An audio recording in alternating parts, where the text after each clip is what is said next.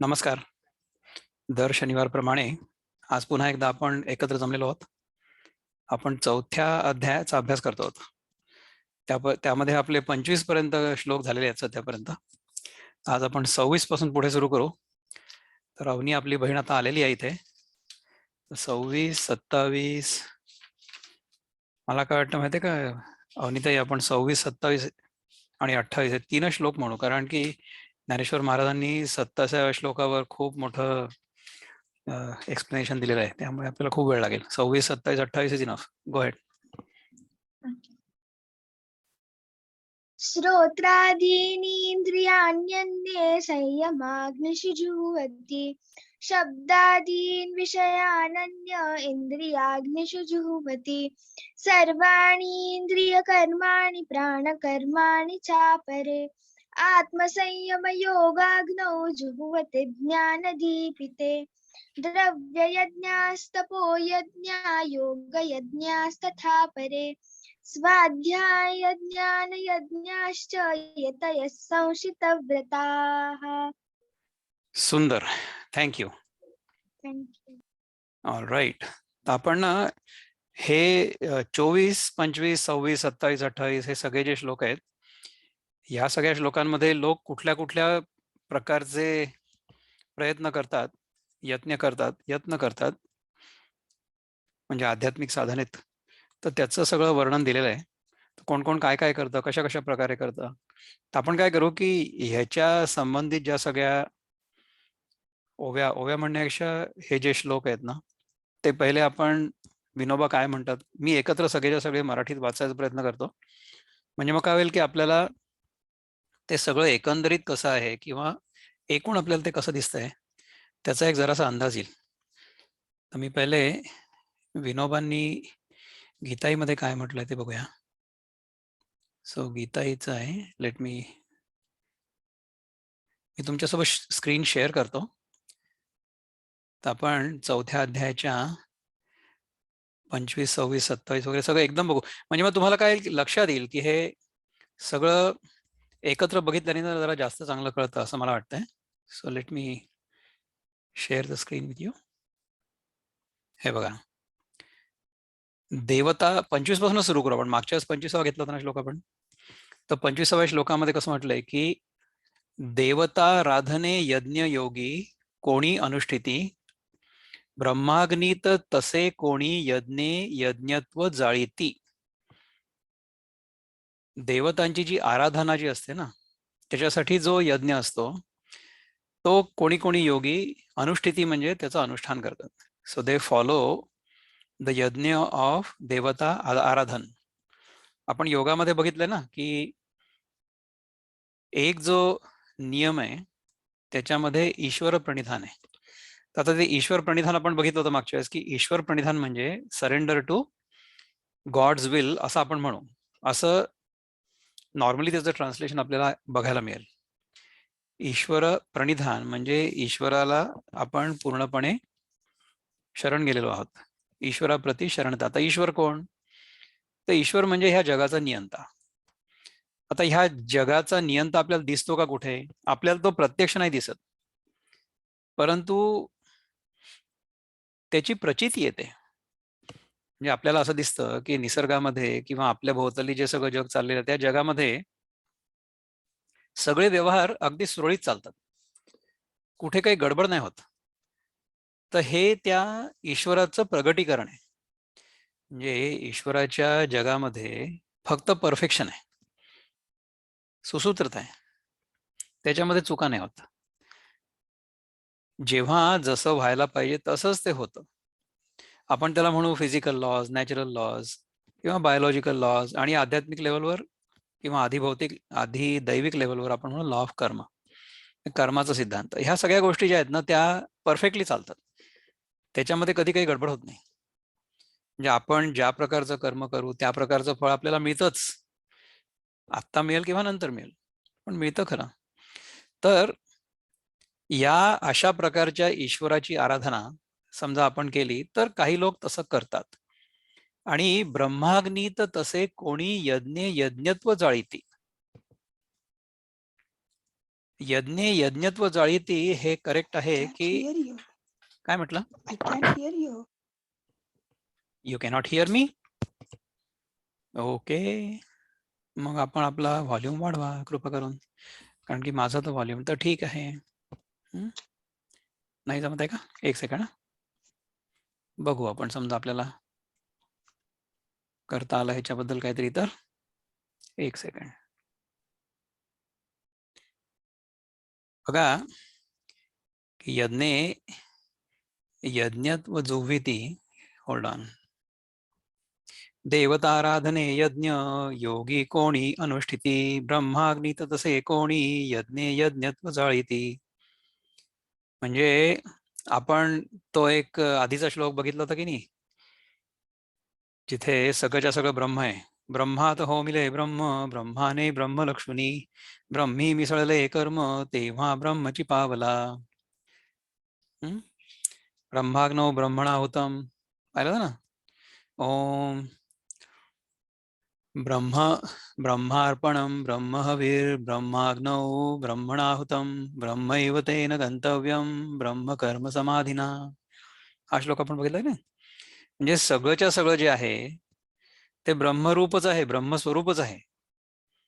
जे यज्ञ करणारा, प्रत्यक्ष यज्ञ, यज्ञामध्ये घातली गेलेली आहुती आणि आहुती ग्रहण करणारा परमात्मा, ह्या सगळ्या गोष्टी ब्रह्म वेगवेगळ्या रूपाने प्रगट झालेला आहे, असं कृष्ण आपल्याला सांगतोय. बरोबर आहे ना.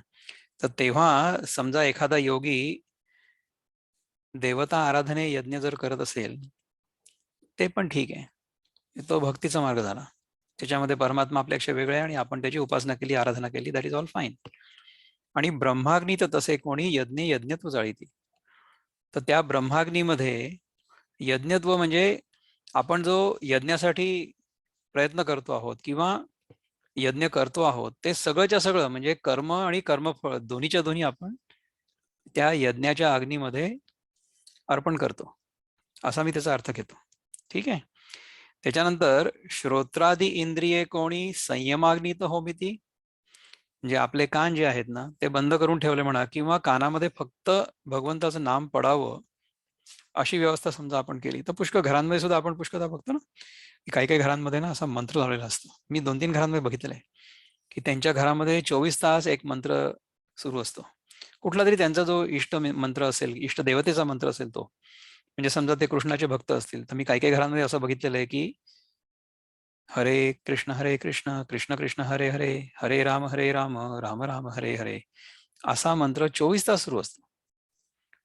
काही घरं अशी असतात की जिथे ओम नमः शिवाय, ओम नमः शिवाय अशा प्रकारच्या कॅसेट्स किंवा उपकरणं आपल्याला मिळतात की ज्याच्यामध्ये आपण 24 तास हा मंत्र चालवू शकू आणि तो आपल्या कानावर सारखा पडत राहील. तर हा काय झाला, हा श्रोत्र इंद्रियाचा म्हणजे कानाचा किंवा श्रवण शक्तीचा संयम झाला, की आपण आपल्या कानांनी फक्त चांगलीच गोष्ट ऐकू, असं झालं. आता समजा आपल्याकडे हे उपकरण नसलं, मग काय करायचं? त्याच्यासाठी संत महात्म्यांनी आपल्याला नामजप सांगितलंय. म्हणजे नामजप म्हणजे काय, की आपण आपल्याच मनाने, आपल्याच तोंडाने तो मंत्र म्हणायचा आणि आपल्याच कानाने तो ऐकायचा. ही युक्ती झाली. किती चांगली युक्ती आहे. म्हणजे मग आपल्याला उपकरणाची गरज नाही, आपल्याकडेच आहे ना उपकरण. आपली जीभ म्हणजे आपली जिव्हा. जिव्हा जेव्हा आपली जीभ बोलण्याचं काम करते तेव्हा तिला जिव्हा म्हणतात संस्कृतमध्ये. आणि तीच जीभ जेव्हा एखाद्या पदार्थाची चव घेते तेव्हा त्याच जिभेला रसना म्हणतात, असं आहे. तर ही 2 प्रकारे काम करते जिव्हा आपली. जिव्हा बोलते आणि रसना रसग्रहण करते. तर समजा आपल्या जिव्हेने आपण नामस्मरण केलं, म्हणजे हे कर्मेंद्रिय आहे. जिव्हा हे कर्मेंद्रिय आहे आणि रसना हे ज्ञानेंद्रिय आहे. म्हणजे आपली जीभ जी आहे ना ती कर्मेंद्रिय पण आहे आणि ज्ञानेंद्रिय पण आहे. तर हिचं जे कर्म आहे आपल्या जिभेचं, त्यांनी समजा आपण नामोच्चारण केलं. नामोच्चारणच केलं पाहिजे असं काही नाही. तुम्ही जो कोणी मंत्र असेल तुमचा इष्टमंत्र तो म्हणा, तुम्हाला समजा गणपतीची आराधना तुम्ही करत असाल तर ओम गंग गणपतये नमः म्हणा. गजानन महाराजांचं तुम्ही अनुष्ठान केलेलं असेल किंवा त्यांची आराधना करत असाल तर मग तुम्ही त्यांना म्हणा की गजानन महाराज गण गण गणात बोते असा मंत्र आहे ना, गण गण गणात बोते, राईट. किंवा स्वामी समर्थांचा मंत्र आहे, सगळ्या गोंदवलेकर महाराजांचा काय मंत्र आहे, श्रीराम जय राम जय जय राम.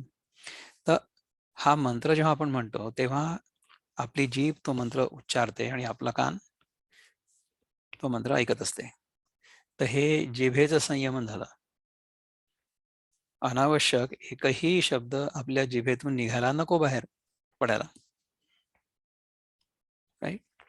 एकही शब्द बाहेर पडायला नको.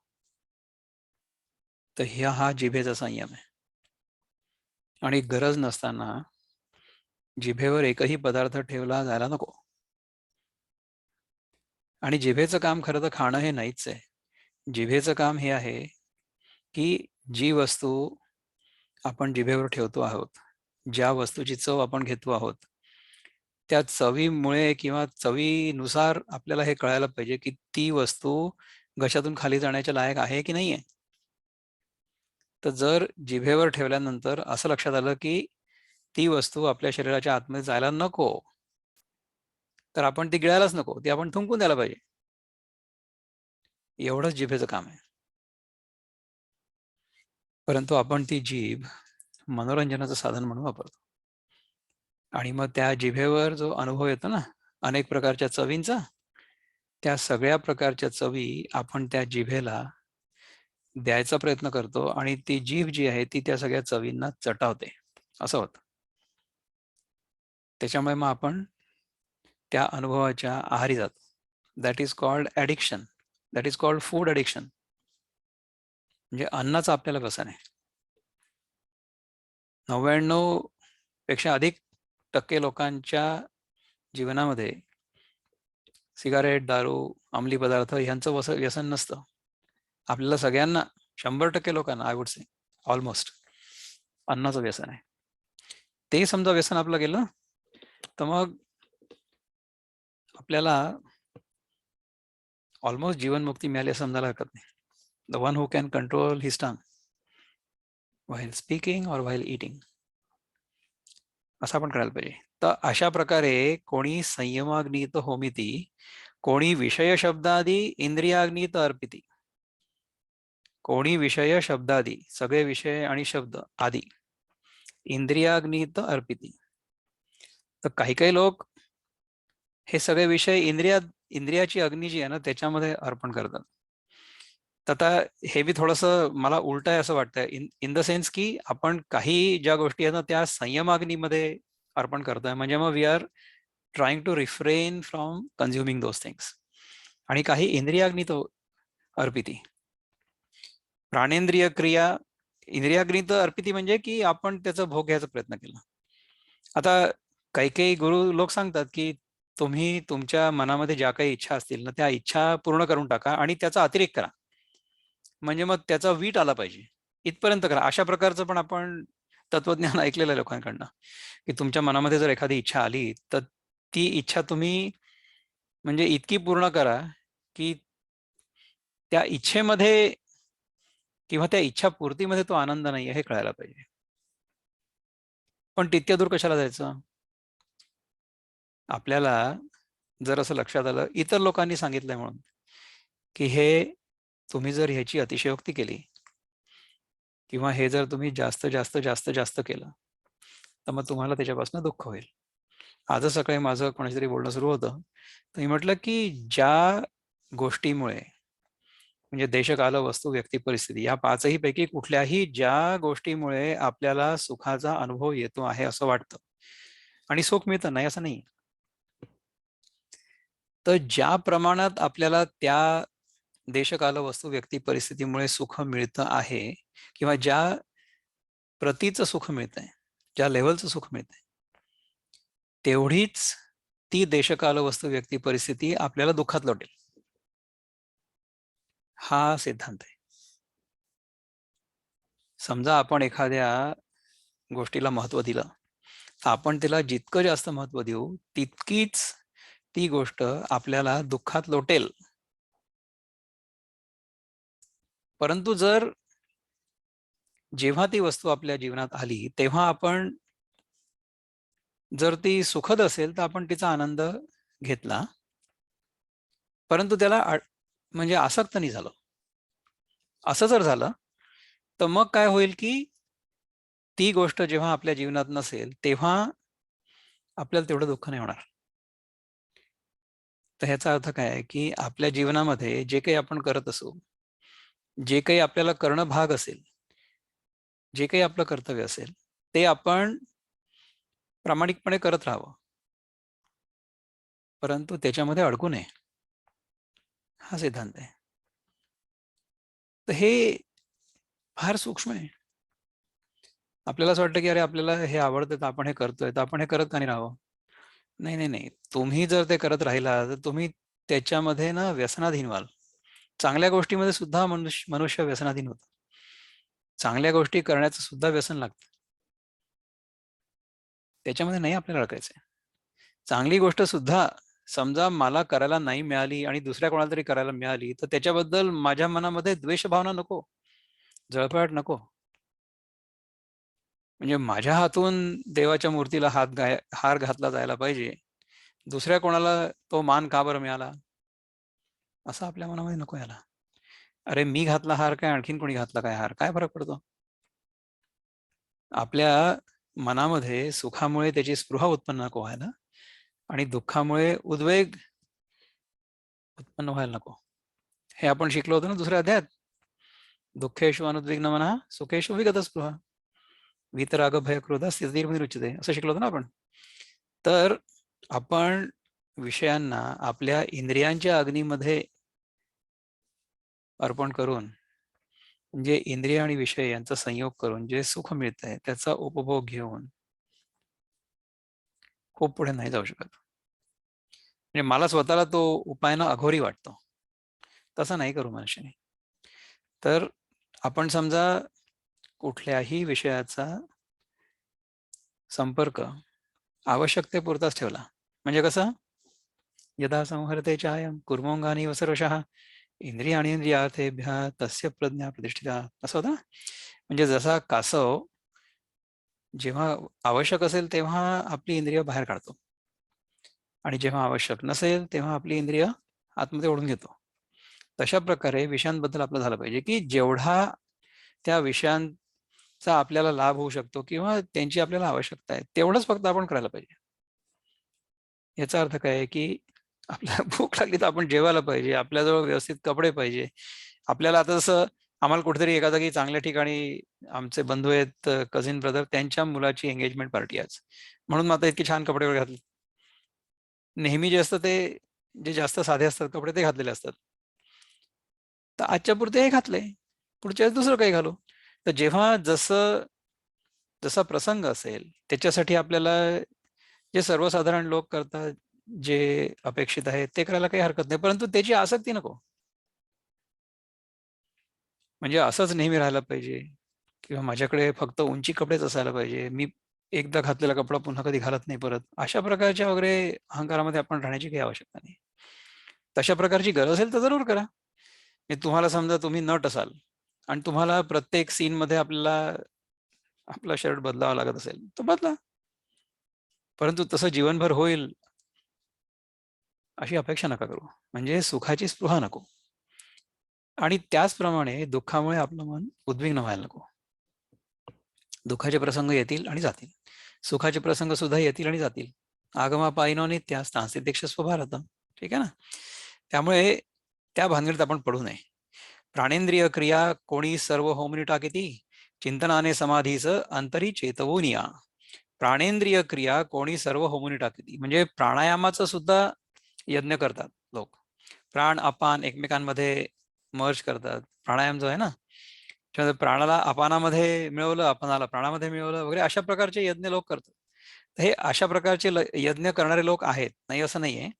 द्रव्ये जपे तपे योगे चिंतने वा अशा परी संयमी यजिती यज्ञ व्रते प्रखर राखुनी, म्हणजे अनेक प्रकारची जप तप यज्ञ वगैरे ही अशी व्रत जी असतात ना, ते सगळे पुष्कळसे योग लोक करतात, योगी लोक.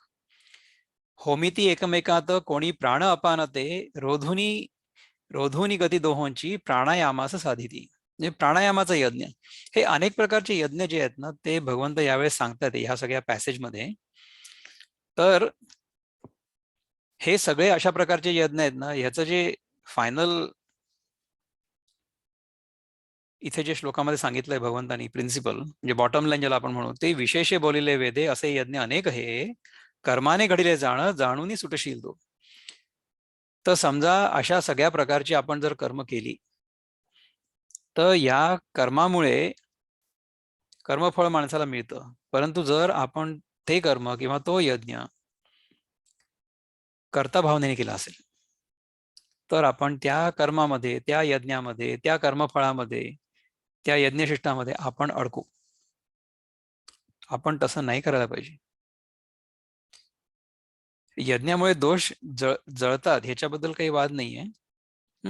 यज्ञ शेषामृते घाले पावले ब्रह्मशाश्वत न यज्ञाविण हा लोक कोठूनही परलोकतो. तर हे इतकं सगळं यज्ञाबद्दल भगवंत सांगतायत याच्यामध्ये. आपण एक काम करूया, आता आपण 25वा श्लोक मागच्या वेळेस घेतला होता ना, 26व्या श्लोकामध्ये आपले बंधू किशोरजी काय म्हणतात बघूया. So let me share the screen with you. मुक्त छंदामध्ये पहिले काय म्हणतात बघू. 25 तर आपलं झालेलं आहे. 25 मध्ये काय म्हटलं होतं की कोणी करी देवता प्रति यज्ञ जयासी म्हणती दैव यज्ञ, दुसरे कोणी आत्मा होती देती ब्रह्माग्नीमध्ये स्वस्वरूप अर्पिती. ह्याच्याबद्दल आपण मागच्या वेळेस बोललो होतो. ठीक आहे. आता आपण 26वा श्लोक भगवंत काय म्हणतात पाहू. कोणी ज्ञानेंद्रियावरी ताबा राखिती संयमाच्या अग्निमाजी आहुती देती तर विषयांची अर्पिती इतर कोणी त्यास ज्ञानेंद्रियांचा यज्ञ मानोनी. आता जे आपण बोललो होतो ना की ज्ञानेंद्रियांमध्ये विषय अर्पण केले तर तो यज्ञ समजून समजा कोणीतरी केलं. मला समहाव पर्सनली जसं तुम्हाला सांगितलं की तो अघोरी प्रकार वाटतो, तसं करू नये. म्हणजे जसं मी समजतोय तशा प्रकारे, राईट, तशा प्रकारे कदाचित याचा अर्थ नसेल सुद्धा. जर तुम्हाला याच्याबद्दल काही वेगळा अर्थ वाटत असेल तर तुम्ही त्याच्याबद्दल बोलू शकता. अरे इथे 4:25 नंतर यांच्याकडे 26, 27, 28, 29, 30 श्लोक ह्या व्हर्जन मध्ये नाहीच आहेत, गायब आहेत. त्यामुळे आपण वृत्तबद्धामध्ये ते श्लोक नाही म्हणू शकत. आपण मुक्तबंधामध्ये विल जस्ट लिमिट अवरसेल्स टू दिस. आपण हे 3 श्लोक बघूया इथे. कोणी ज्ञानेंद्रियावरती ताबा राखीती हे तर आपण बघितलं, राईट. त्याच्यानंतर आत्मज्ञानाने दुसरे कोणी स्वसंयम अग्नी पेटवणी त्या यज्ञामाजी अर्पिती ज्ञानेंद्रिये व प्राणाहुती. तर आत्मज्ञानाचा जो यज्ञ आहे स्वसंयम अग्नी पेटवणी, जर आपल्याला आत्मज्ञान झालेलं असेल तर आपण स्वसंयमाचा अग्नी पेटवूच. नाही पेटवणार का? आपल्याला जर लक्षात आलं की आपण वेगळे नाही आहोत, हे जग आपल्यापेक्षा वेगळं नाहीये, आपण जर त्या जगाला वेगळं मानलं आणि आपल्याला स्वतःला अपूर्ण मानलं तरच आपण त्या जगामधल्या विषयांचा वस्तूंचा भोग करू की नाही. नसेल तर नाही होणार, नाही का. पण जर आपल्याला आत्मज्ञान झालेलं असेल, काय आत्मज्ञान, की माझ्या व्यतिरिक्त मला जे काही दिसतंय ते सगळं माझ्या मनाचं प्रतिबिंब आहे, तर स्वसंयम जो आहे ना तो आपोआप होईल. आणि त्या स्वसंयमाच्या अग्नीमध्ये ज्ञानेंद्रिये व प्राणाहुती, ज्ञानेंद्रिय आणि प्राण ह्या दोन्हींची आहुती पडेल. ठीक आहे. कोणी आहुती देई द्रव्याची, दुसरा कोणी त्रिविध तपाची, कोणी करी अष्टांग योग साधन, कोणी शास्त्राभ्यास मनन चिंतन. हे सगळेच्या सगळे यज्ञच आहे बरं का. म्हणजे आपण समजा फिजिकल यज्ञ केला, एखादा होम हवन केला, त्याच्यामध्ये आपण जी द्रव्य म्हणजे ज्या काही आपण त्याच्यामध्ये समिधा वगैरे टाकू म्हणा किंवा तूप टाकू, जे काही टाकू, खोबरं वगैरे टाकतो ना आपण, नारळ टाकतो त्याच्यामध्ये, अशा प्रकारच्या वस्तू आपण जेव्हा त्या यज्ञावर टाकतो ते द्रव्य झालं, मटेरियल.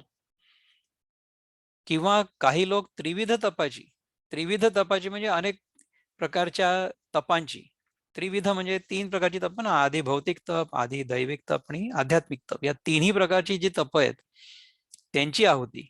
कोणी करी अष्टांग योग साधना. आता अष्टांग योग साधना म्हणजे म्हणजे मग ते आले सगळे यम नियम आसन प्राणायाम प्रत्याहार धारणा ध्यान समाधी, राईट. तर आपण तर आपल्या सत्वच्या कार्यक्रमामध्ये करतोच की नाही. आपण अष्टांग योगाचा आपला एक व्हर्टिकल आहे ज्याच्यामध्ये आपल्या ज्या योगाचार्य आहेत रश्मिताई जोशी ते आपल्याला शिकवतात अष्टांग योग. म्हणजे त्यांच्या ते अर्थात आसनं त्या रोज आपल्याकडनं करून घेतात आणि बाकी आपल्याला त्याच्या आधारावर किंवा ते कशाच्या आधारावर आहे त्याच्याबद्दल पण ते आपल्याला मधनं मधनं सांगत असतात. तर तशा प्रकारे अष्टांग योगाचं साधन सुद्धा आपण करू शकतो यज्ञ रूप किंवा यज्ञाच्या रूपाने. यज्ञाचं स्वरूप तो अष्टांग योग कॅन ऑल्सो बी ए यज्ञ, राईट. आणि कोणी शास्त्र अभ्यास, आता समजा ज्यांना कोणाला हे शास्त्र म्हणजे काय आहे, हे वेद म्हणजे काय आहे, पुराण म्हणजे काय, उपनिषद म्हणजे काय, ह्या सगळ्या गोष्टी शिकून घ्यायच्या असतील त्यांनी करावं. तर ज्यांना शास्त्राभ्यासामध्ये रस आहे ते लोक शास्त्राभ्यास करतील किंवा मनन चिंतन करतील. आता आपण काय करतो तिथे, आपण आपल्या जीवनामधले जे नेहमीचे अनुभव असतात त्या अनुभवांच्या आधारावर हे आपल्याला कसं काय कळतंय त्याचा अभ्यास करतोय. पण त्याच्यावर मग आपण मनन चिंतन करतो, नाही का. तर हे सगळं जे आहे ना हे सगळे यज्ञच आहेत. आता बघू की आपल्याला प्रभुपाद काय म्हणतात. तर मी आता प्रभुपादांचं जे इथे काढून ठेवलेलं आहे, 1 minute, I stop sharing this, 1 second. आणि प्रभुपादांनी जे म्हटलेलं आहे तर त्याच्यामध्ये आपण आहोत 26व्या श्लोकामध्ये. Let me see what Prabhupada has said. Share screen, chapter 4 verse 26. श्रोत्रादीनीन्द्रियाण्यन्ये संयमग्निषु जुह्वति शब्दादीन विषयानन्य इंद्रियाग्निषु जुह्वति. सो सम म्हणजे the unadulterated brahmacharis sacrifice the hearing process and the senses in the fire of mental control, and others म्हणजे the regulated householders sacrifice the objects of the senses in the fire of the senses, right. ह्याच्यामध्ये सुद्धा unregulated नको आहे आपल्याला, ते it has to be regulated. म्हणजे जेवढी गरज आहे तेवढंच फक्त आपण त्याच्यामध्ये आहुती देणार आहे, राईट. सर्वाणि इंद्रिय कर्माणि प्राणकर्माणि चापरे आत्मसंयम योगोग्नौ जुह्वति ज्ञानदीपिते. तर others who are interested in achieving self-realization through control of the mind and senses offer the functions of all the senses and of the life breath म्हणजे प्राण as oblations into the fire of controlled mind. तर ही basically अष्टांग योगाची किंवा 6व्या अध्यायामध्ये जे भगवंतांनी सांगितलं याच्यानंतर सांगतील ते तो जो योग आहे ध्यान योग आहे त्याची प्रक्रिया आहे, ठीक आहे. आणि त्याच्यानंतरच्या श्लोकामध्ये काय सांगतात की द्रव्य यज्ञास्तपो यज्ञ योग यज्ञास्तथा परे स्वाध्याय ज्ञान यज्ञाश्च यतय संशित व्रता. म्हणजे having accepted strict vows, some become enlightened by sacrificing their possessions and others by performing severe austerities, by practicing the yoga of eightfold mysticism or by studying the Vedas to advance in the transcendental knowledge. तर बघा की किती प्रकारचे तप, किती प्रकारच्या practices आपल्याला भगवंतांनी सांगितलेले आहेत. आणि ज्याला ज्या प्रकारचं तप किंवा ज्या प्रकारचा प्रोसेस फॉलो करायचा असेल, ज्यांना जे सूट करत असेल, ज्यांना जे सोयीचं वाटत असेल त्यांनी ते करावं. म्हणून तर आपल्या इथे कसं आहे की कोणालाही विरोध नाहीये. जर आपली साधना आपल्याला बरोबर जागी घेऊन असेल आणि आपल्या साधनेमुळे इतर लोकांना त्यांची साधना करण्यामध्ये व्यत्यय येत नसेल तर ती साधना आपण प्रत्येकाने आपल्या घरी करावी. म्हणून आपण काय म्हणतो की आपला जो धर्म आहे ना तो आपण आपल्या घरी पाळावा, आपला धर्म इतरांवर लादू नये. त्यामुळे सनातनी धर्म जे पाळतात, सनातन धर्म पाळणारे जे आहेत म्हणजे सनातन वैदिक धर्म, त्याच्यामध्ये दुसऱ्या कोणी तोच धर्म पाळावा अशा प्रकारची सक्ती नाही केली जात. आणि आपण धर्म परिवर्तन करत नाही कोणाचं. परंतु इतर धर्मांमध्ये तसं नाही आहे. इतर धर्मांमध्ये त्यांना असं वाटतं की संख्याबळ महत्वाचं आहे. म्हणजे आपल्या धर्माचे किती अनुयायी आहेत, आपण त्याला धर्म म्हणायलाच नको, धर्म एकच आहे. धर्म जो सगळ्यांना व्यवस्थित धारण करतो तो धर्म आहे. That is natural law. तोच एक धर्म आहे. बाकीच्या सगळ्या उपासना पद्धती आहेत. तर अमुकच एक उपासना पद्धती बरोबर, त्यामुळे सगळ्या जगाने तीच उपासना पद्धती आपल्या जीवनात आणायला पाहिजे, अशा प्रकारचा आग्रह ज्यांची श्रद्धा अद्वैतामध्ये आहे ते लोक नाही करणार. आपल्यामध्ये जर अद्वैताबद्दल श्रद्धा असली तर आपण अजिबात दुराग्रह धरणार नाही. आपण कोणाचा विरोध पण नाही करणार. आपण स्वतः संरक्षण करू. म्हणजे जर आपल्यावर आक्रमण झालं किंवा आपल्याला समजा कोणी जबरदस्ती केली की तुम्ही तुमची जी उपासना आहे किंवा तुमचं जे आहे ते काय करू शकत नाही, तर आपण त्याचा प्रतिकार करू. आपण म्हणजे आम्ही तुम्हाला म्हणतोय का की तुम्ही तुमची जी उपासना पद्धती ती सोडा. तुमची जी उपासना पद्धती आहे ती तुम्ही तुमच्या घरी करा, अवश्य करा. आम्ही पण आपल्या घरी करू. पण बाहेरच्या जगामध्ये आपण जेव्हा एकमेकांसोबत राहतो आहोत तेव्हा we have to live according to the law of the land. तर आपल्या देशामध्ये जे काही नियम असतील ते नियम सगळ्यांसाठी सारखे आणि त्या प्रकारे आपलं आचरण असायला पाहिजे. म्हणजे एकासाठी एक नियम आणि दुसऱ्यासाठी दुसरा नियम असं नाही चालणार. असं नाही होऊ शकत. आपल्याला जे आपल्या वैयक्तिक जीवनामध्ये नियम पाळायचे असतील ते आपण आपल्या घरी पाळावे, परंतु इतरांनी तेच नियम पाळले पाहिजे अशी सक्ती नको, असा दुराग्रह नको.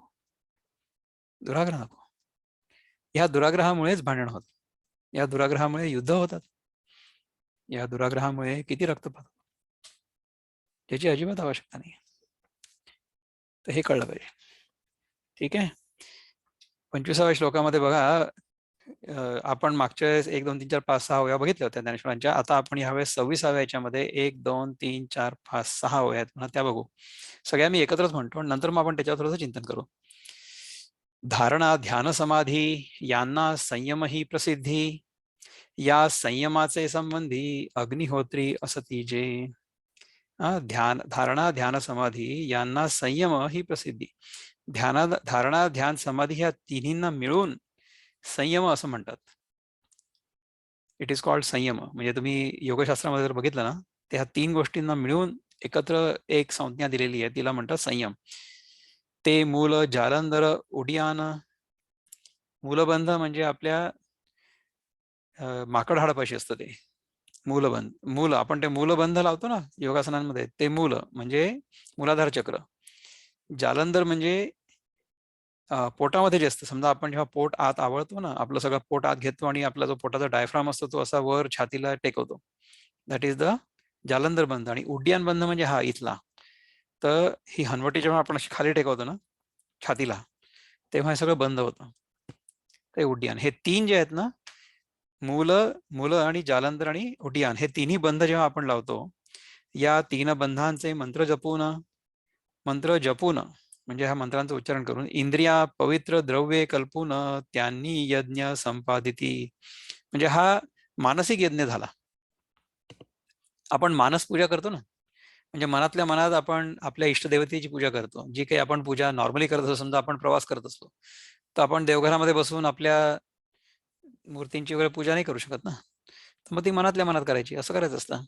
ठीक आहे. तर तशाच प्रकारे हे जेव्हा आपण मनातल्या मनात करतो, ते मूल जालंधर उडियान या 3 बंधांचे मंत्र जपून इंद्रिया पवित्र द्रव्ये कल्पून त्यांनी यज्ञ संपादिती. तो मनातल्या मनात हा यज्ञ पण आपण करू शकतो. ठीक आहे. वैराग्य सूर्य उगवता कोणी, कुंडे बांधिती संयमानी, त्या संयमाच्या कुंडात अग्नी इंद्रिय रूप प्रगट होती. वैराग्य सूर्य उगवता कोणी, वैराग्याचा सूर्य जर उगवला म्हणजे आपल्यामध्ये वैराग्य जर पूर्णपणे भरलेलं असलं तर कोणी कुंडे बांधिती संयमानी, म्हणजे योगाचं कुंड जे असतं ना ते संयमानी बांधलेलं असतं. This is all mental concept और मेंटल कॉन्स्ट्रक्ट. मनाची प्रक्रिया ही, याच्यामध्ये होमकुंड कोणी बांधत नाहीये. देर इज नो फिजिकल होमकुंड. हे सगळं मनातल्या मनात चाललेलं आहे.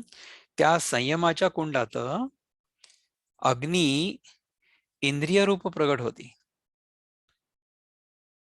आता पहा, ह्याच्यामध्ये मला आणखीन एक अर्थ हा जो अभिप्रेत आता सुचतोय तो सांगतो तुम्हाला, की जेव्हा आपण संयमाने राहतो, जेव्हा आपण आपली इंद्रिय त्यांच्या गरजेपुरतीच वापरतो, इंद्रियांचं जे आपल्या जीवनात स्थान आहे किंवा what is the function of each of our sense organs. If we utilize our sense organs only to the extent necessary for their intended purpose, तर इंद्रियांचा जो उद्देश आहे, इंद्रिय आपल्याला का बरं दिलेली आहेत?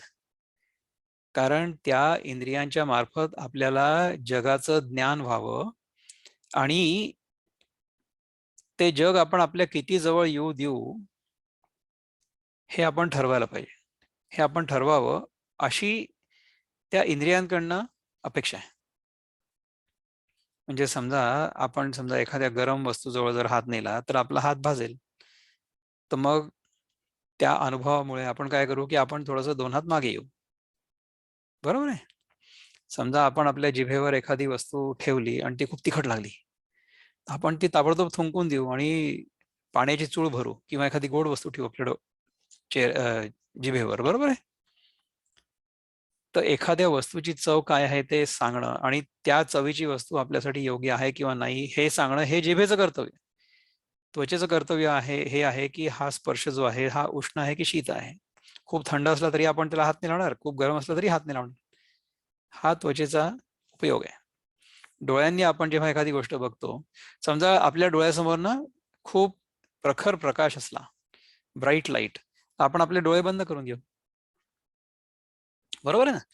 तर योग्य प्रकाश जेव्हा असेल, only when there is proper lighting, तेव्हा आपले डोळे उघडे राहतील, नाहीतर आपले डोळे बंद होऊन जातील. तर कुठली गोष्ट बघावी आणि कुठली गोष्ट बघू नये, कुठल्या गोष्टीपासून आपल्या शरीराला आपण वाचवावं, त्याच्यासाठी डोळे. नाकाचं तेच आहे, गंधाचं, की समजा एखाद्या जागी दुर्गंधी येत असेल, तर आपण त्या जागेपासून दूर होऊ, नाही का? तिथून आपण स्वतःला वाचवू. कानाचंही तसंच आहे. समजा एखाद्या जागी खूप गोंगाट असेल, तर आपण तिथून थोडे दूर जाऊ. तर अशा प्रकारे इंद्रियांनी आपल्या शरीराचं रक्षण होतं. आपल्या शरीराच्या रक्षणासाठी ही 5 इंद्रिय आवश्यक आहेत. जर आपण ती इंद्रिय त्यांच्या कामासाठी वापरली, म्हणजे जे निहित कर्म आहे, जे what ever is intended purpose आपण त्याला म्हणू, त्या इंटेंडेड पर्पजसाठी समजा आपण ती इंद्रिय वापरली, तर ती इंद्रिय खूप तीक्ष्ण आणि सूक्ष्म होतात किंवा राहतात. ते जर आपण केलं ना, तर मग काय होईल, की तो म्हणजे इंद्रियांचा यज्ञ आहे असं मी म्हणेन. हे संयमाने समजा आपण राहिलो, प्रत्येक इंद्रिय आपण आपल्या गरजेपुरतंच वापरलं, तर ते इंद्रिय it will remain sharp, it will remain sensitive. That is a measuring instrument. इंद्रिय म्हणजे मेजरिंग इन्स्ट्रुमेंट्स आहेत. पण जर आपण त्यांना गरजेपेक्षा जास्त वापरलं, कशामध्ये? इंडल्जन्समध्ये, म्हणजे उपभोगामध्ये. उपभोगामध्ये समजा आपण त्या इंद्रियांचा वापर केला मनोरंजनासाठी, तर ती इंद्रिय बोथट होतात. हा प्रत्यक्ष अनुभव आहे. It's direct first hand experience. लिहून घ्या तुम्ही. तुम्ही समजा उपवास केला, तर तुम्हाला तुमच्या जिभेची चव जास्त एनहॅन्स झालेली लक्षात येईल. करून बघा प्रयोग. तुम्हाला त्याच्याबद्दल समजा काही मार्गदर्शन हवं असेल ना, तर तुम्ही मला सेपरेटली कॉल करा. मी तुमच्याशी बोलतो त्याच्याबद्दल. तर ही त्या संयमाच्या कुंडात अग्नी इंद्रिय रूप प्रगट होती. त्या इंद्रियांची सेन्सिटिव्हिटी वाढते. त्या इंद्रिय रूपी अग्नीत विरक्तीचा जाळ पेटत, जळू लागती त्या जाळात लाकडे काम क्रोधादींची. बघा, त्या इंद्रिय रूपी अग्नीत इंद्रिय जी आहेत ना आपली, त्या देवता आहेत बरं का. त्या समजा आपल्यावर प्रसन्न झाल्या ना, आणि जर आपण संयमाने त्या वापरल्या, तर त्या इंद्रियांच्या अग्नीमध्ये आपले काम आणि क्रोध जळून खाक होतात. म्हणजे काय होतात, की आपले क्रेविंग्स कमी होतात. असं होतं. व्हायला पाहिजे.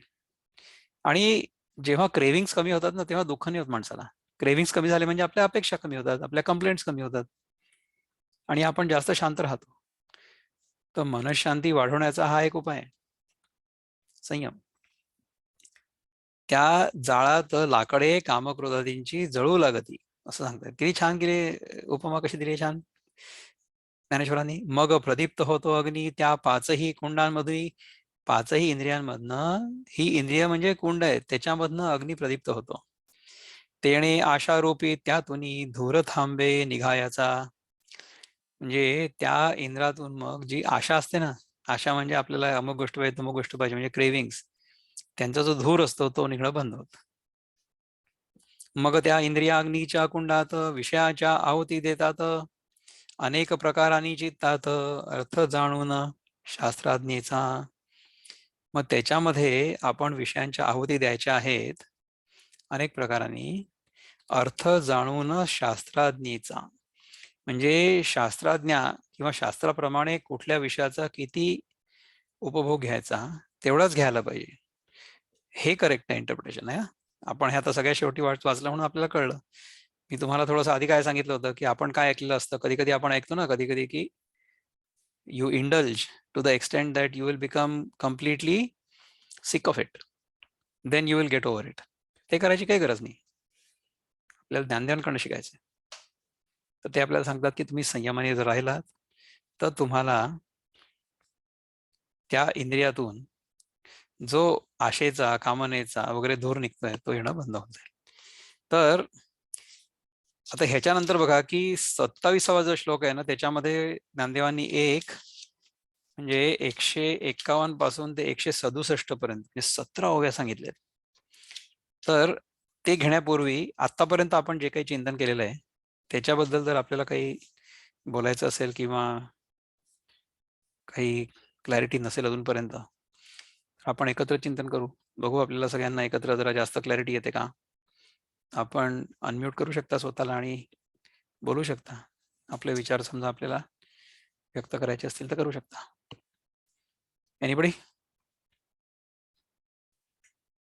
नो? जाऊ पुढे आपण, हरकत काहीच नाही आहे. नाही यापरी ते मला एक प्रश्न आहे. बोला ना. ते संयम 3 गोष्टी कुठल्या तरी इज इक्वल टू संयम असं सांगितलं होतं ना एक थोड्या वेळ पूर्वी. सांगितलं तर ना, त्यात धारणा, ध्यान, समाधी. धारणा, ध्यान आणि समाधी. Okay okay. That is the अंतरंग साधना. अष्टांग योगामध्ये 8 अंग आहेत ना, तर बहिरंग साधना पहिल्या 4 म्हणजे बहिरंग आहेत. ठीक आहे. यम, नियम, आसन, प्राणायाम ह्या सगळ्या बाहेर करण्याच्या गोष्टी आहेत.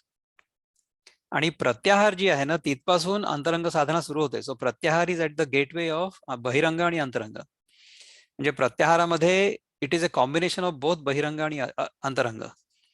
प्रत्याहारामध्ये आपण we are trying to refrain from consuming things, right. आहार म्हणजे टू कन्झ्युम आणि प्रत्याहार म्हणजे नॉट टू कन्झ्युम. ठीक आहे. जेव्हा ते त्याच्यामध्ये परफेक्शन येतं ना, त्याच्यानंतर धारणा, ध्यान, समाधी व्हायला लागतात आणि त्या धारणा, ध्यान, समाधींना एकत्र संयम असं म्हटलेलं आहे. Okay okay. If you go into योगशास्त्र विल टेल यू दॅट धारणा, ध्यान, समाधी इज बेसिकली संयम. आणि संयम याचं तुम्ही जर बघितलं, हा शब्दच नुसता बघितला संयम, तर समाधीमधला सम घ्या आणि यमामधला यम घ्या, म्हणजे मग you have come back full circle. यम, नियम, आसन, प्राणायाम, प्रत्याहार, धारणा, ध्यान, समाधी, राईट. ह्या समाधीमधला सम आणि यम मधला यम, तर सम यम इज संयम, आहे की नाही. Okay okay. So this Ashtanga Yoga is now complete. So the circle is now complete. That is how Ashtanga Yoga can be practiced and should be practiced. आपल्याकडे काय होतं ज्ञानात की अष्टांग योग म्हणजे काय, नुसतं योग म्हणजे योगासनं एवढंच फक्त योग म्हणून लोक समजतात. तसं नाही आहे ते. योगासनं इज इम्पॉर्टंट, असं नाही की नाही आहे. योगासनांमुळे आपलं शरीर चांगलं राहतं, फ्लेक्सिबल राहतं वगैरे, या सगळ्या गोष्टी ओके आहेत. परंतु नुसती फ्लेक्सिबिलिटी म्हणजे योग असतात तर मग सरकशीत काम करणारी मुलगी जी असते ना, ती योगिनी झाली असते, तसं नाही होत. She is only a rubber girl. She can only move her body the way she wants. Her body is very flexible. Parantu she is not a yogini. Not even by any stretch of imagination. Asana. All okay, right. Thank you. आपण sure sure sure आता ह्याच्या पलीकडच्या ह्याच्यामध्ये जाऊ ना आपण. यापरी अर्जुना काहींनी दोष टाकले धुवोनी, काही दुसऱ्या इतरांनी यज्ञ केले भिन्न रीती. Let me go one by one. बघूया आपण किती ओव्या होतात ते आपल्या. आहे आता वेळ आहे म्हणून 10 मिनिट वेळ आहे अजून आपला. तो यापरी अर्जुना काहींनी दोष टाकले धोनी, काही दुसऱ्या इतरांनी यज्ञ केले भिन्न रीती. आता बघा की इतर कुठल्या प्रकारांनी यज्ञ केलेले आहेत लोकांनी त्याच्याबद्दल म्हणजे वर्णन केलंय फक्त. This is just for our information. आणि ह्याच्यापैकी आपल्याला जे ओके वाटत असेल ना ते आपण करायला काही हरकत नाही. अर्घा ताई आपण अनम्यूट केलं, आपल्याला काही बोलायचंय का? अनघा ताई काही बोलायचंय का? हो. बोला ना. म्हणजे चित्त आणि वृत्तीचा निरोध करता येणं इज बेसिकली रिक्वायर्ड ना. हो म्हणजे हे बघा, चित्त वृत्ती निरोध जर आपण करू शकलो किंवा झाला किंवा होत असला तर त्यामुळे आपलं मन शांत होईल, याच्याबद्दल काही वाद नाही. चित्तवृत्ती निरोध म्हणजे काय माहितीये का, की मनामध्ये येणारे जे विचार असतात किंवा त्यांचा जो प्रवाह असतो तो थांबवणं. हम्म. तर ह्याचा अर्थ काय माहितीये का, की समजा आपण एखाद्या खोलीत बसलेलो आहोत आणि आपण जर खिडक्या दारं बंद केली तर खोलीमध्ये अंधार होईल, नाही का? तर पण काय आहे की समजा दरवाजे खिडक्या उघडल्यानंतर मग त्याच्यानंतर पुन्हा सगळ्या गोष्टी आत यायला सुरुवात झाली, मग त्याच्यानंतर हम्म. पुन्हा आपलं चित्त विचलित होईल. तसं जर झालं तर मग त्याचा उपयोग नाहीये. हम्म. आपल्याला अल्टिमेटली काय करायचं माहितीये का, काय व्हायला पाहिजे, म्हणजे what we really want to do. अष्टांग योग करायला हरकत नाही आणि करावा. अष्टांग योगाचे फायदे आहेत, उपयोग आहे वगैरे सगळं ठीक आहे. अष्टांग योग जर आपण व्यवस्थित केला तर आपल्याला मोक्षप्राप्ती होऊ शकते, असं नाही की नाही होऊ शकत.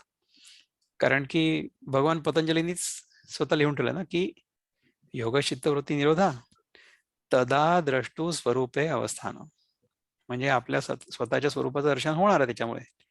म्हणजे निर्विकल्प समाधी, असंप्रज्ञात समाधी, असे हे सगळे मोठे मोठे शब्द आहेत. त्याच्यामध्ये आपल्याला अडकायची काही गरज नाही. सोप्या भाषेमध्ये काय आहे की मी कोण आहे त्या माझ्या खऱ्या स्वरूपाचं दर्शन मला माझ्या आतमध्ये होईल. स्वसंवेद्य आहे ते. त्याच्यासाठी मला आरशाची गरज नाहीये. परंतु जोपर्यंत ते होत नाहीये तोपर्यंत आरशामध्ये बघणं भाग. हम्म. म्हणजे काय आहे की समजा आपण जे काही करत असू, आपण जगामध्ये वावरतोय ना, आपल्याला समजा आतून असं कळलं की हे जग जे आहे ते माझ्या मनाचं प्रतिबिंब आहे. मग ते असलं काय नसलं काय, त्याने काय फरक पडतो? तर मग दरवाजे बंद करण्याची पण गरज नाही आणि उघडण्याची पण गरज नाही. दरवाजे बंद केल्यामुळेच आपण शांत होऊ अशी गरज नाही. अद्वैतामध्ये आणि योग साधनेमध्ये हा एक महत्वाचा फरक, की योग साधनेमध्ये तुम्हाला ते दरवाजे बंद करायला लागतात. You have to do something to close the world. You have to lock yourself in. चित्तवृत्ती निरोध याचा अर्थ हा आहे की मनामध्ये वृत्ती उठू न देणं. पण अद्वैतामध्ये असं आहे की त्या मनामध्ये उठणाऱ्या ज्या वृत्ती आहेत त्या वृत्ती मिथ्या आहेत हे समजणं. मग उठल्या तरी काय फरक पडतो? Doesn't matter. आपल्याला जर कळलं की लाटा म्हणजे पाणीच आहे, हम्म. तर लाटा शांत झाल्या पाहिजे असा आग्रह कशाला? हम्म. लाटा असल्या तरी पाणी आहे, समुद्र असला तरी पाणी आहे, खळखळात असला तरी पाणी आहे आणि शांत असला तरी पाणीच आहे. तर त्या पाण्याच्या भूमिकेवर आपण जेव्हा जाऊ तेव्हा असं लक्षात येईल की चित्तामध्ये वृत्ती नाही उठणार तर कुठे उठतील? मनामध्येच येतील ना विचार. असं थोडीच होणार आहे की आपल्या नाकामधनं आले विचार आणि मग आपण शिंकरून टाकल्यामुळे चालले गेले, असं नाही होणार. मनामध्येच होतील ना विचार. मनामध्ये येणारच आहे. तुमचं म्हणजे आता डोळे समजा उघडे असतील तर तुम्हाला डोळ्यासमोर सगळं दिसणार आहे. Is that a problem? No. तर मनामध्ये जर विचार उठले तर is that a problem? No. मनामध्ये कुठले विचार आपण एंटरटेन करायचे हे आपल्यावर अवलंबून आहे. तर समजा आपण चुकीचा विचार धरला आणि त्याच्या दिशेने आपण वाटचाल जर केली तर मग आपलं मन जे आहे ना ते त्या विचारांच्या प्रवाहामध्ये वाहत चाललं जाईल. मग त्रास होतो. पाणी जेव्हा वाहत असतं ना, झुळझुळ, तेव्हा त्रास नाही होत. परंतु महापूर जर आला तर मग त्रास होतो. असंच मनामधल्या विचारांचं आहे. तर त्या मनातल्या हम्म. विचारांना रेग्युलेट करण्याचा जो उपाय आहे तो नामस्मरण आहे. हम्म. राईट? किंवा तुम्ही कुठल्या तरी कन्स्ट्रक्टिव्ह ऍक्टिव्हिटीमध्ये स्वतःला बिझी ठेवा ना. तुमच्या मनाला तुम्ही फुरसत देऊच नका काही. Empty mind is devil's workshop, right? तर तुमच्या if you are not busy with something constructive, then destructive things will start entering your mind and will start bothering you. हम्म. म्हणून तर आपण हे सगळ्या चांगल्या गोष्टी करायचा प्रयत्न करतो ना. नाहीतर आता या शनिवारी इतर अनेक गोष्टी करण्यासारख्या करू शकतो आपण. पण आपण त्या सगळ्या गोष्टी सोडून ही गोष्ट का करतोय? व्हाय आर वी डुईंग दिस? ह्याच्या मागे जे कारण आहे ना, ते हे कारण आहे की you want to regulate the flow of our thoughts. चल, आणि काय होतं माहितीये का की चुकीच्या विचारांना जर आपण थारा देणं बंद केलं तर कालांतराने ते चुकीचे विचार आपल्या जीवनामध्ये येऊन आपलं डोकं फिरवणं बंद करतात. जस्ट लाईक, म्हणजे we have discuss this previously, की समजा मी तुमच्या घरी आलो आणि तुम्ही माझ्याकडे लक्षच दिलं नाही. एक दोनदा मी येईन, तिसऱ्यांदा येणं बंद करून टाकेन, कारण की तुम्ही माझ्याकडे लक्ष देत नाही. Same is true with the thoughts in the mind, की तुम्ही समजा एखाद्या चुकीच्या विचाराला थारा दिलाच नाही तर चुकीचा विचार इव्हेंच्युअली येणं बंद होतं. प्रॅक्टिसची गरज आहे. म्हणून मग काय करायचं की मनाला चांगल्या गोष्टींमध्ये बिझी ठेवायचं, म्हणजे मग चुकीच्या गोष्टींमध्ये त्याचं लक्ष जाणारच नाही, असं करायचं. ठीक आहे, let us see how far we can go. All right, let's go forward. तुम्हाला पुन्हा एकदा म्यूट करायचं होतं. दोन काष्ठांच्या घर्षणांनी प्रगट होतो जाणसी अग्नी, त्यातील खालचे काष्ठ अरणी, हे त्यांनी केले हृदयाचे. आता याच्यामध्ये बघा की हा यज्ञातला जो अग्नी असतो ना, ते देखील तो कसा पेटवायचा वगैरे ह्याचं शास्त्र आहे. तर त्याच्यामध्ये ज्यांनी यज्ञ सुरू करायचा असतो, म्हणजे होम हवन जे सुरू करायचं असतं ना, त्याचा अग्नी जो आहे, ओरिजिनल अग्नी, तो त्या दोन लाकडं घासून त्याच्यामध्ये ती गरम झाली लाकडं किंवा त्याच्यामध्ये थोडासा कापूस टाकून वगैरे अशा प्रकारे त्याची खूप कॉम्प्लिकेटेड प्रोसिजर आहे. आणि ते लाकडं घासणारे जे असतात ते ब्रह्मचारी असावे लागतात. आपण सगळ्या लोकांनी घासून नाही होत ते. तर त्याचं सगळं खूप मोठं प्रोसेस आहे. ते आपल्याला आता ह्या आजच्या जगामध्ये ते सगळं करणं आपल्याला शक्यच नाही. म्हणजे माझ्या दृष्टिकोनात मी म्हणतोय बरं का, काही काही लोकांना असेल शक्य आणि लोक करतही असतील. कुठल्या वेधशाळेमध्ये म्हणा किंवा एखाद्या आश्रमामध्ये वगैरे लोक करत असतील, आणि त्याच्याबद्दल आपण तुच्छतेची भावना असायला नको आपल्या मनामध्ये, किंवा आपण उपहासात्मक त्याच्याबद्दल बोलायला नको. आपल्याला ते शक्य नाही, म्हणजे मला शक्य नाही. तुमच्याही बद्दल मी बोलायला नको, तुम्हाला असेल कदाचित, मला शक्य नाही ते. तर तशा प्रकारे यज्ञ करणं सर्वसामान्य माणसाला नाही आहे शक्य. तर आपण जे आत्ता करतो आहोत, म्हणजे हा कसा की आपला स्वाध्याय रूपी यज्ञ आहे, ज्ञानयज्ञ आहे. म्हणजे आपण स्वतःची ओळख पटवून घेण्याचा, आपल्या रोजच्या अगदी साधारण सर्वसाधारण अनुभवांच्या मार्फत हे सगळं समजून घेण्याचा प्रयत्न करतोय. हा आपला स्वाध्याय यज्ञ आहे. आणि हा जर आपण नियमितपणे करत राहिलो, आपल्याला त्याच्यातनं पुष्कळ मनशांती लागू शकते. Why are we doing all this? Because we want to be happy, we want to be peaceful. त्याच्यासाठी आपण करतो. आणि ह्याच्यामध्ये जर कंटाळा आला ना तुम्हाला, तर अवश्य इतर गोष्टी करून बघा. ह्याच्यामध्ये कंटाळा येणं बंद झालं आणि ह्याच्यामध्ये रस वाटायला लागला, तर आपली आध्यात्मिक प्रगती होते आहे असं समजायला हरकत नाही. परंतु काय होणार आहे माहिती आहे का तुम्हाला? आणखीन एक गोष्ट, म्हणजे दिस इज अ स्टॅच्युटरी वॉर्निंग, वैधानिक इशारा हा आहे की गीता काय आहे, ज्ञानेश्वरी काय आहे, हे जर कळलं आपल्याला पूर्ण, आणि बॉटम लाईन काय आहे, आपल्याला दोन गोष्टी कळायला पाहिजे, की हा देह म्हणजे मी नाही आहे आणि वेगळा जीव म्हणजे मी नाही. या दोनच गोष्टी कळायला पाहिजे. माझं जे वेगळेपण मला जाणवतं आणि बाहेरचं जग मला खरं जाणवतं, ह्या दोन्ही गोष्टी, they are appearances, they are मिथ्या, हे कळणं आवश्यक आहे. तर हे जोपर्यंत पूर्णपणे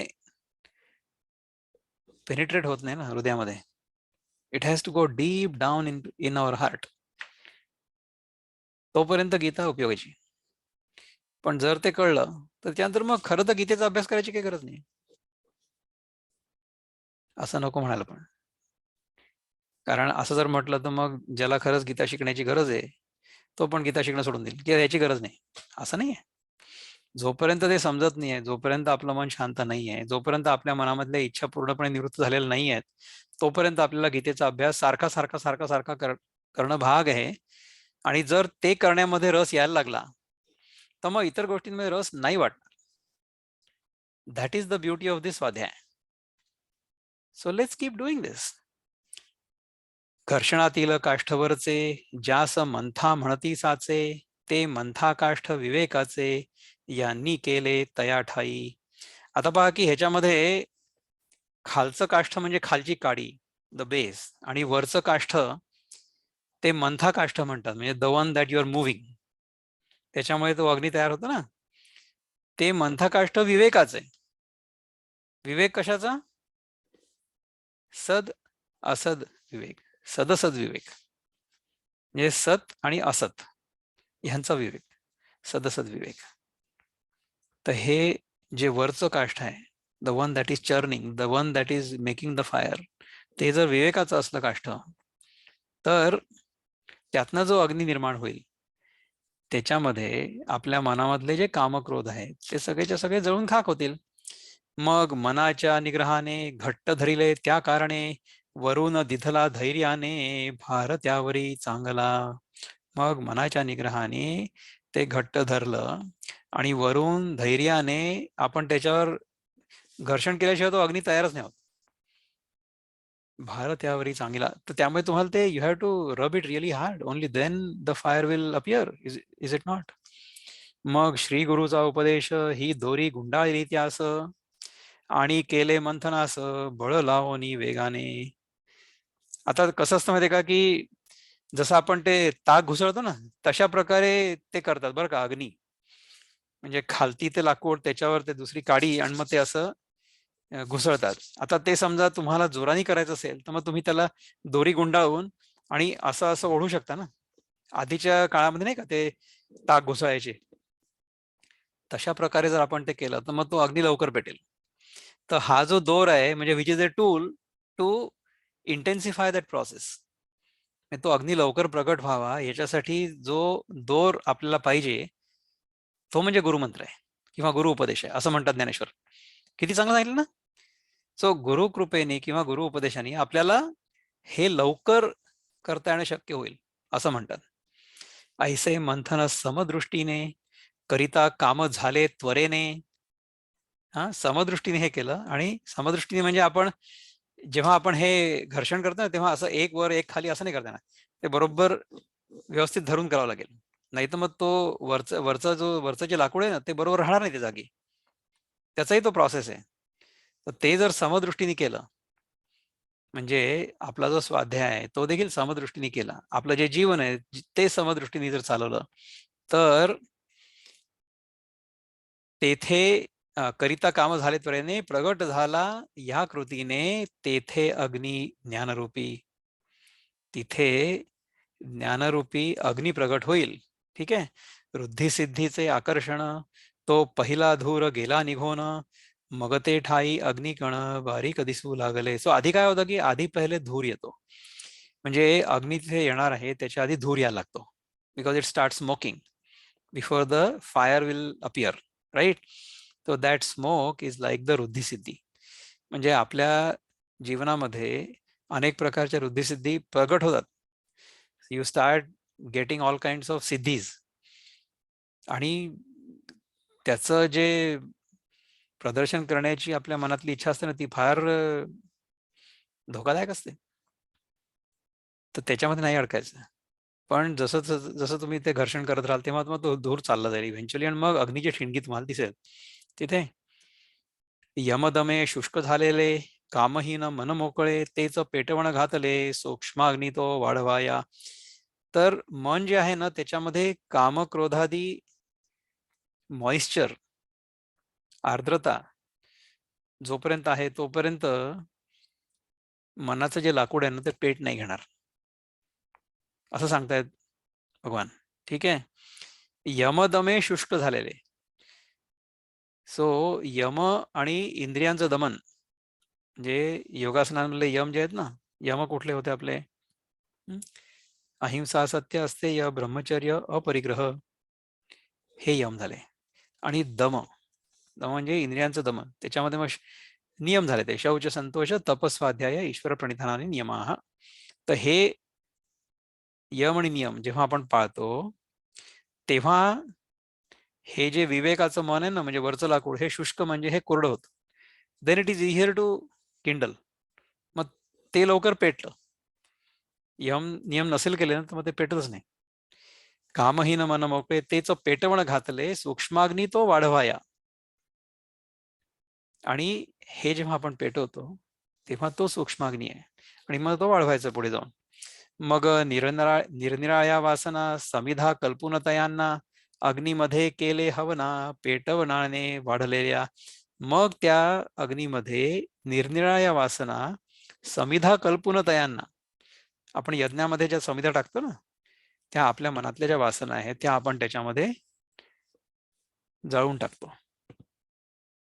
समिधा सवे अग्नीत ममतेचे अर्पिले वृत्त. नाही, ममतेचे अर्पिले घृत. घृत म्हणजे तूप. समिधा सवे अग्नीत ममतेचे अर्पिले घृत. ममतेचे घृत म्हणजे ममता म्हणजे एखाद्या गोष्टीबद्दल आपल्याला जी आसक्ती वाटते ना ती आहे ममता. म्हणजे ही गोष्ट माझी आहे असं आपल्याला जे वाटतं ना, आपण देहाबद्दल विचार करू ना की हा देह माझा आहे असं मला वाटतं ना, हा देह माझा आहे ही ममता आहे आणि हा देह म्हणजेच मी आहे ही अहंता आहे. देहाच्या बाबतीत आपल्या मनामध्ये ममता आणि अहंता या दोन्ही असतात. जगाच्या वस्तूंच्या बाबत आपल्या मनामध्ये फक्त ममता असते की एखादी ही गोष्ट माझी आहे, म्हणजे हा टेलिफोन माझा आहे किंवा हा लॅपटॉप माझा आहे किंवा हे पुस्तक माझं आहे, हे माझं आहे, ही ममता आहे. ठीक आहे. तर समिधा सवे अग्नित ममतेचे अर्पिले घृत, त्या पण आपण त्याच्यामध्ये जाऊन टाकणार आहे. तेने जो प्रज्वलित अग्नी झाला सहजपणे. ह्याच्यामुळे जो अग्नी सहजपणे प्रज्वलित होतो. मग यज्ञकर्त्या दीक्षितांनी ब्रह्म मी म्हणजे अहम ब्रह्मास्मी या मंत्रांनी इंद्रिय कर्मांच्या आहुतींनी ज्ञान अग्नीत हवन केले. म्हणजे वेदांचे जे मंत्र आहेत त्या मंत्रांनी या ज्ञानाग्नीमध्ये हवन केले. कशाचे? वृत्तिरोपजी प्राणक्रिया. येथे स्नुवा लिहिलंय की स्रुवा लिहिलंय मला ते कळत नाही. मानूनतया तिने देती धनंजया पूर्णा होती या यज्ञात. ही 162वी ओवी आहे. आपण एक काम करूया की आपण इथे आता थांबू.